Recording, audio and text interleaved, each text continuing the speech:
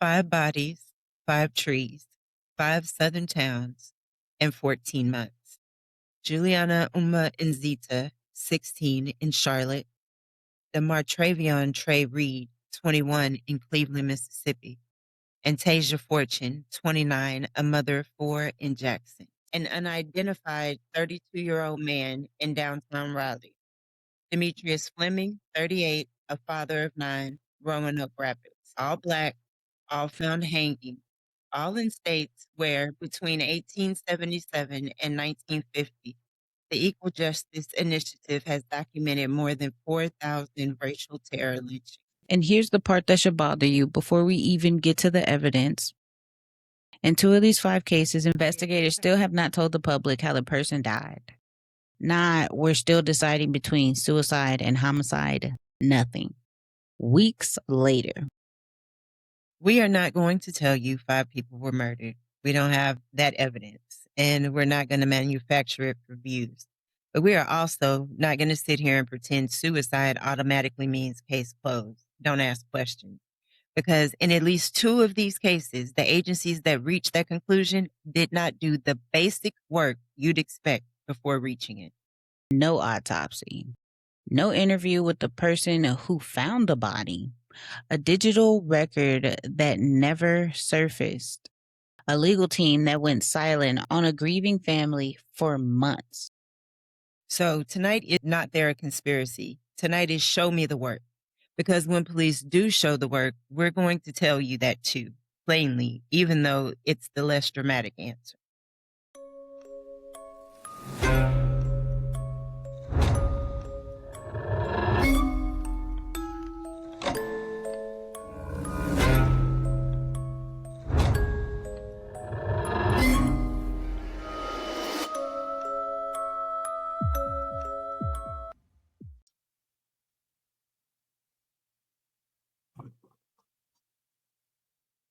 Welcome back to Coffee and Crime with Mom. I'm Nicole, Mom. And I'm Zaylee. Subscribe on YouTube at Coffee and Crime with Mom. 3 of these cases are still open as we record this on August 27th, 2026. If something changes tomorrow, we'll update you. And we want to say up front, we're going to hold 2 things at once tonight. The history that makes this image mean something specific in America, and the discipline not to skip past evidence just because it's less satisfying than a theory. And I'm going to just interrupt here and say something.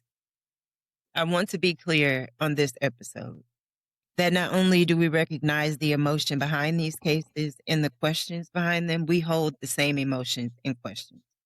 What we're doing in this episode is going through what we know about the cases and asking the questions that we think deserve to be asked that were not answered by the authorities. So we're not here as conspiracy theorists, but we're also not here to say that, okay, the cop said this and that's what it is. From 1877 to 19, Equal Justice Initiative documented more than 4,000 racial terror lynchings of Black Americans across 12 southern states, including North Carolina and Mississippi, the 2 states we're talking about tonight. Lynching wasn't murder that happened to be public. The public part was the point. Crowds, photographs, postcards, and over, no prosecution. Ida B. Wells investigated lynchings herself in the 1890s rather than accept the justifications given for them. She gathered the numbers, published them, and helped build the case that got the NAACP to form a national anti-lynching committee in 1960. For years afterward, the NAACP flew a flag outside its Fifth Avenue headquarters that read, "A man was lynched yesterday." Through the 1920s and into the 1930s until the landlord threatened eviction in 1938. So when people see a Black person hanging from a tree today and their stomach drops, that's not internet paranoia. That's inherited memory of something that was, for decades, done in the open. And I'll say the hard part of this too. History explains the suspicion. It does not by itself prove what happened to any one of the 5 people we're about to talk about. We're not going to use 1877 to answer a question that belongs to 2026. We're going to use the case files. On May 8th, 2026, in North Carolina, a man walking his dog on property behind the United House of Prayer for All People sees a girl hanging from a leaning tree trunk.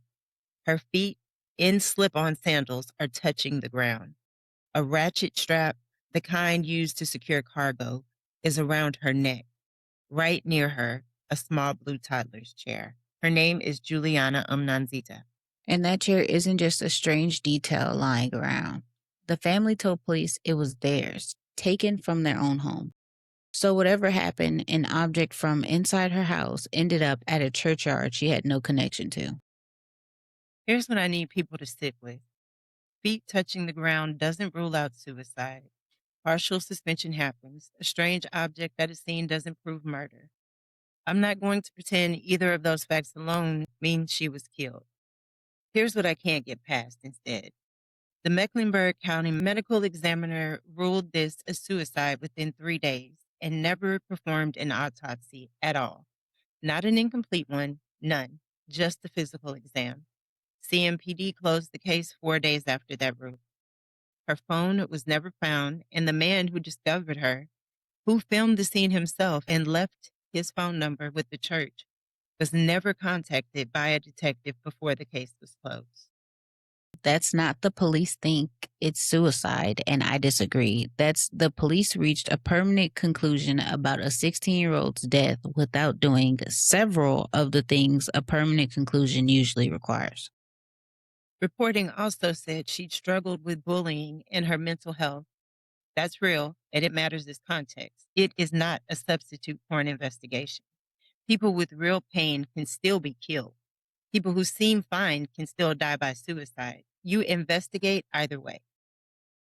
By late July, this had grown past family concern.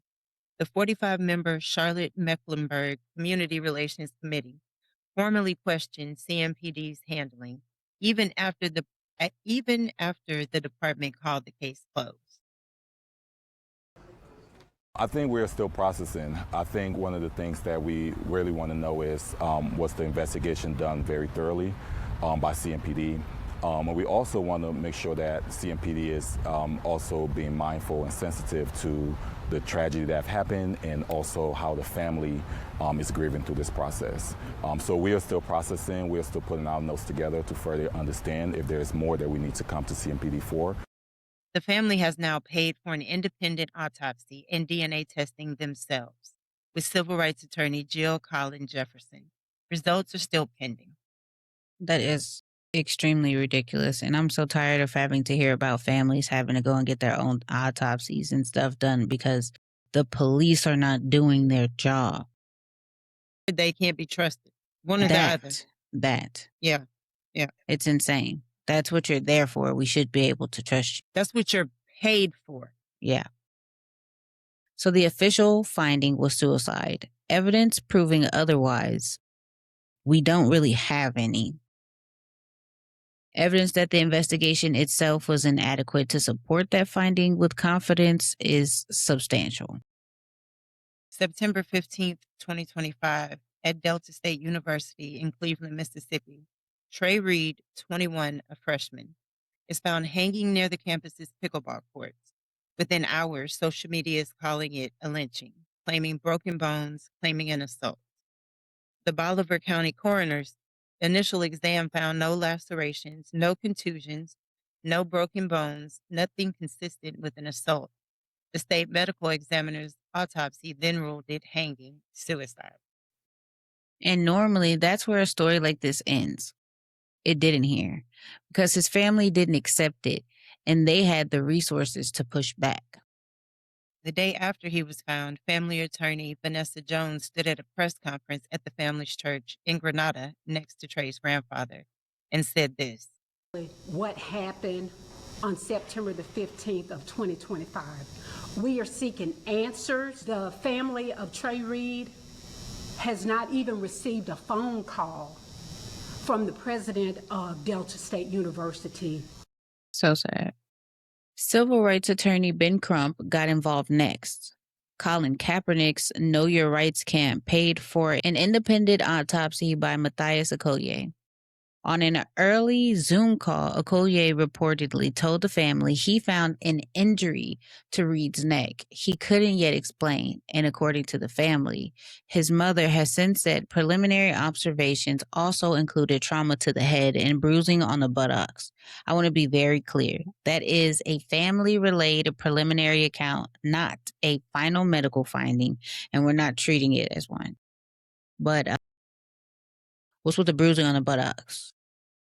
Yeah. But what's with all the things that independent autopsy is finding that your police department isn't? The trauma to the head. And this is supposed to be suicide. Yeah, and there were no injuries. Yeah. Here's what should make anyone uncomfortable, though. Regardless of which side of this you're on, it's been almost a year. And Trey's own family says they have never been given the final independent report they paid to have done. Ben Crump's office allegedly went silent on them for months. Last contact was January 1st, 2026, according to the family. That's absolutely unfucking unacceptable. Yeah. Absolutely unacceptable. Because what? You're supposed to be the person that comes in to help the family. Why did you When even they're bother? not getting answers. That's why you show up.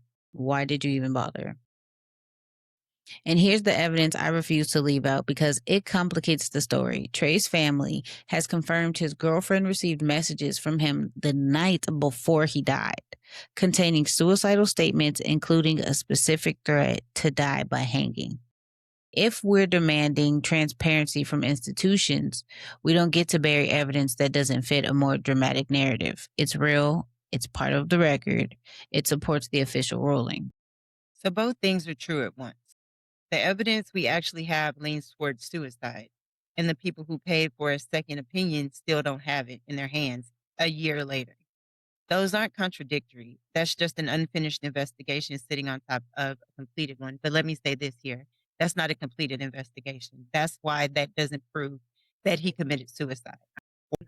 August 3rd, 2026, Jackson, Mississippi. Tasia Fortune, a 29-year-old mother of four, is found hanging behind a vacant house on Road of Remembrance.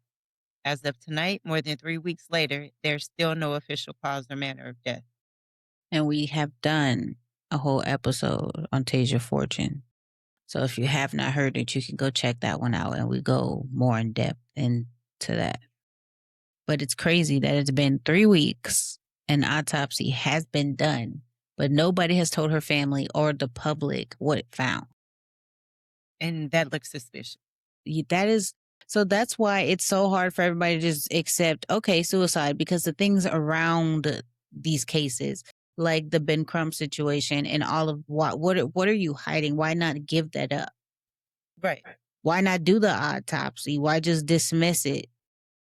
Why not be thorough? When you do the autopsy, then you have to tell the family what the findings are. Yeah, that's important. Otherwise, why? Yeah. But Tasia had a hard life. Foster care as a teenager, homelessness, addiction, and her family says she seemed genuinely better the last time they saw her at a reunion in late July. Her mother, Christy Spivey, has said flatly she did not do this to herself. I want to be precise about who's been questioned because the original reporting on this undersold it. It's a man named Terrence Anderson who's 65, and he isn't a stranger. He's the father of her 5-year-old son. The boy lived with him, and his brother's house sits right next to where Tasia was found. He told detectives he argued with her but denied involvement. He's currently jailed on an unrelated weapons charge, not on any charge related to her death.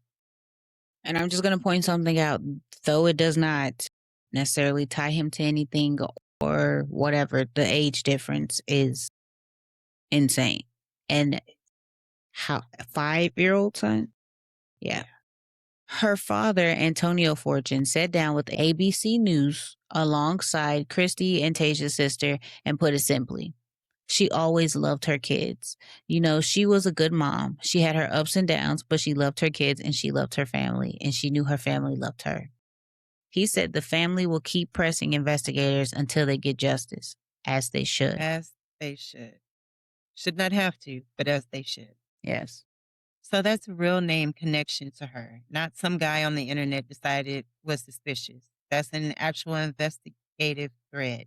It's just one police haven't told us the end of yet. Jackson City Councilman Kenneth Stokes has written to the U.S. Attorney asking for federal involvement, calling her a murder victim.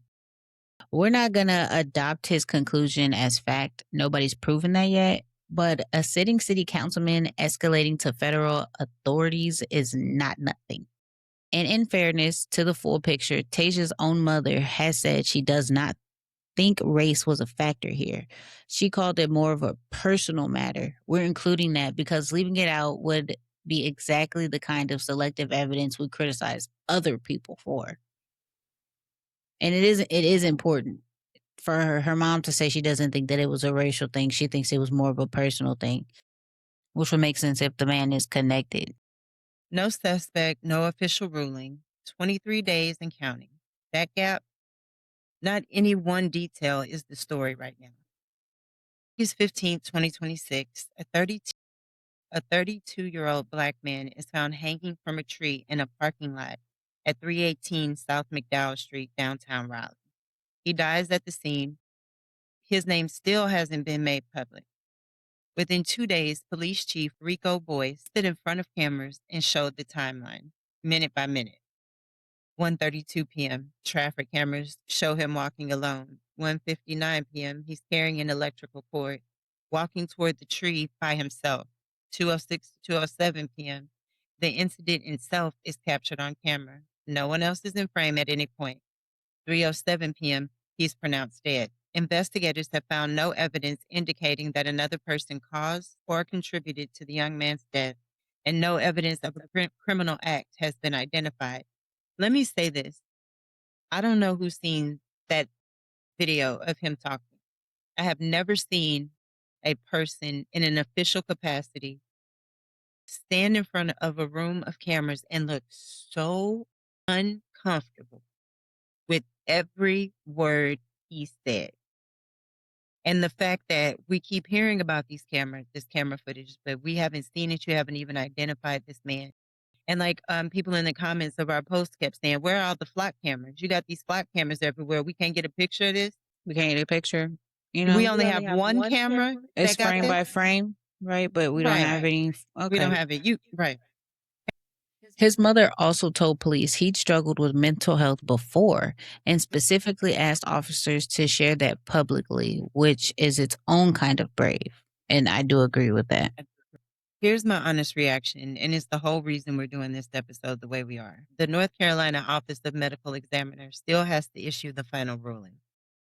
And that makes Charlotte look worse by comparison, not better. Raleigh, here's the tape. Charlotte, no autopsy, no interview, no phone.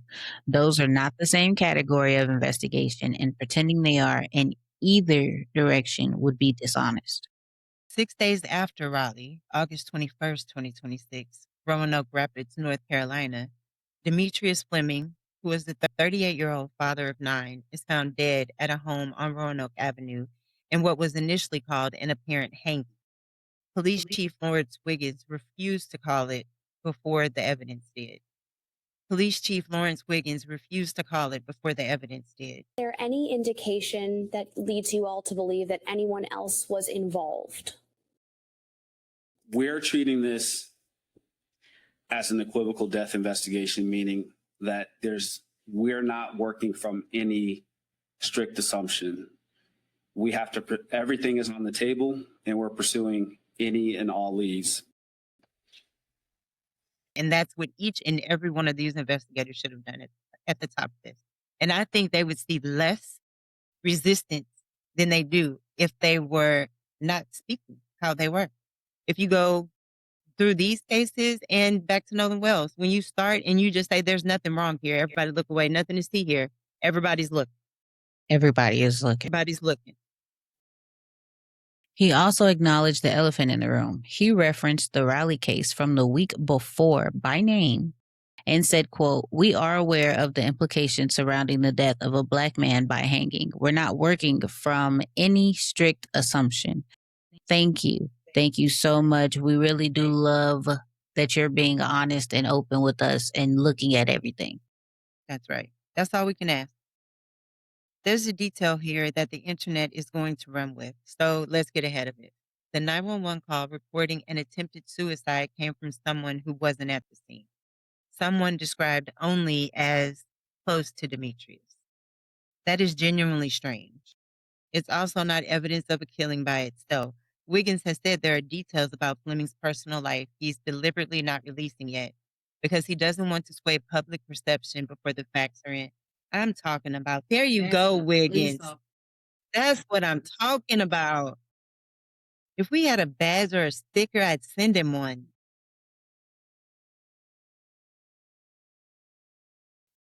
As of this recording, 5 days later, there's still no ruling. RRPD has also had to publicly push back on social media personalities claiming inside knowledge of a person of interest that doesn't exist in any verified reporting, which is a live example of exactly the rumor problem we keep warning about in this episode and on this platform, period. Yes.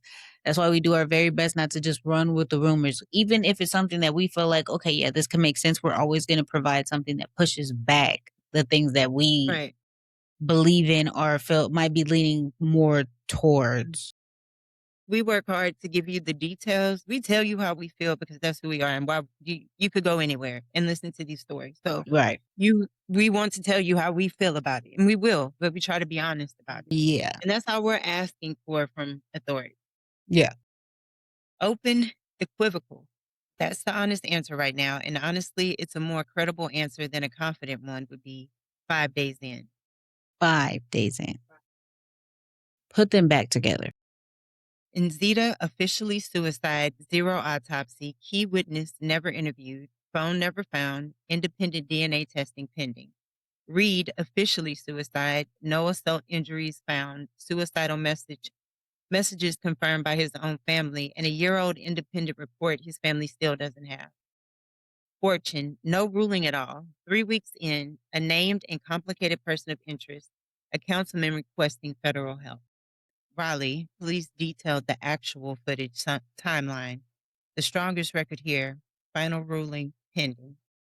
Fleming, no ruling, 5 days in, and the chief explicitly withholding information for now. Those are 5 completely different evidentiary situations. If I told you 5 Black people were found hanging and stopped there, your brain fills in a single story. It shouldn't. The honest version is messier, and I'd argue more damning in a different way. In 3 of 5 cases, weeks or months after the fact, we still don't have a complete, defensible account of what happened. Proof of murder. It's proof that suicide got said out loud before the paperwork caught up to it, at least twice. And in a country with this history, that gap is where suspicion breeds. Not because people are irrational, but because they've watched this exact gap get filled with cover. So instead of, are these connected? Try this. Given everything we said about the 1877, 1850, about 1877, 1950, should a Black American found hanging automatically trigger a minimum mandatory protocol? Full autopsy, digital evidence, preservation, witness interviews, surveillance canvas, independent review on request before any public ruling goes out? Because right now, whether you get that depends entirely on which department picks up the call. Raleigh did the work. Charlotte, by its own admission, didn't do an autopsy at all. And that is, first of all, it doesn't matter how you find somebody unless it's a family thing and they're requesting it. But even still, then you should do like a full autopsy. When people die, that's what you're supposed to do. Unless it's like, they had cancer, they went out, like they were already, unless it's situations like that. But for hangings, people found hanging, whatever the situation is, you still need to look into that because things are not always as they appear. Right. If you are determining the cause of death, then you need to do the investigation before you say the words. Don't tell the public not to be suspicious. Show them why they shouldn't be. Mm-hmm. Charlotte didn't. And I don't really think Raleigh did either. I don't think so either, especially when we still don't know the man's name and you're giving us a timeline, but that's it. You won't release the footage, and you're saying it's to be respectful of the family or whatever, but we're not asking to see him hanging from a tree. We're asking to see him walking. We need to see what it is that you saw, that, we don't have to see him doing everything else, like Right. in the act, but you could show where you were like, it's nobody else around him walking. We could see all of that not graphic stuff for us to be on the same page as you, but you just want us to take your word, and you expect us to really just be like, oh, okay, because you sent a black officer to give us the information. Now, come on. In Montgomery, Alabama, the National Memorial for Peace and Justice holds 805 hanging steel monuments, one for every documented county where a racial terror lynching happened, names carved into the metal. That's so many. People once treated as spectacle are now treated as people with names. Juliana was 16. Trey was 21. Tasia was 29, a mother of 4. The man in Raleigh was 32. Demetrius was 38, a father of 9. They are not evidence for anyone's theory. They're not content. They're people whose deaths deserve an actual answer, however unglamorous that answer turns out to be. Yes, I agree. And so what would actually satisfy you? We have to start at an autopsy every time, full stop. You interview every witness, especially the one who found the body. Preserve the phone, the messages, the footage. Say what you found and what you didn't. Let the evidence write the conclusion. Don't write the conclusion and then look for evidence to match it. I feel like automatically, if somebody is the person that's calling in, reporting the crime, they should be the one being investigated, especially if I'm finding a body or I'm walking in on something. In almost every other situation, if you walked in this house and found me dead and you called the police, you're They would going to be the investigate person me. that they investigate. Yep. So I don't understand. It's because Yeah. you're not doing the investigation for whatever reason. Yeah, I concur. But what if it turns out and it really is suicide? Still the same thing? Well, then say suicide and show us why. Then we have proof, at least an Then we have autopsy and proof. stuff to back it up. Yeah. Yeah, it's not a disappointing ending. Yeah. That's the job done right. I'm not saying Raleigh proved it, because I don't think they proved anything. I think they just sent that black man up there and said, here, tell him. Juliana Umba Nzita ruled a suicide by the Mecklenburg County Medical Examiner with no autopsy performed. No evidence of suicide has surfaced. Independent autopsy and DNA testing commissioned by the family are pending. Demartravion Trey ruled suicide by the Mississippi State Medical Examiner. No assault injuries documented in the initial exam. Family reported suicidal messages exist. Trey ruled a suicide by the Mississippi State Medical Examiner. No assault injuries were documented in the initial exam, although the independent forensic examiner told the family, not in the final report, but he told them that he did see injuries on his body, including on his buttocks. And the family reported suicidal messages. They exist. And the independent autopsy report remains undelivered to the family nearly a year later. Tasia Fortune, no official cause or manner of death after 23 days. Autopsy has been completed, but results were not released. A named person of interest denies involvement, and no suspects have been named. Raleigh, the unidentified 32-year-old man. The police say surveillance evidence supports suicide with no other person involved. Final determination pending with the North Carolina Office of the Medical Examiner. Identity still not public. Demetrius Fleming is still an open equivocal death investigation. No ruling either way after 5 days. The chief has withheld unspecified personal details for now. The whole episode revolves around transparency. Transparency doesn't cause us to be more suspicious. Silence does. Tell us in the comments, should any death with this kind of historical weight trigger an automatic independent review, even when it looks straightforward? We'll keep following Tasia's and Demetrius's cases, and if anything changes, we'll update you. Questions are fair. Theories need to be labeled as theories. And accusations against real people, investigators included, require evidence. Subscribe on YouTube at Coffee and Crime with Mom. I'm Nicole. And I'm Zaylee. We'll see you next time. Bye.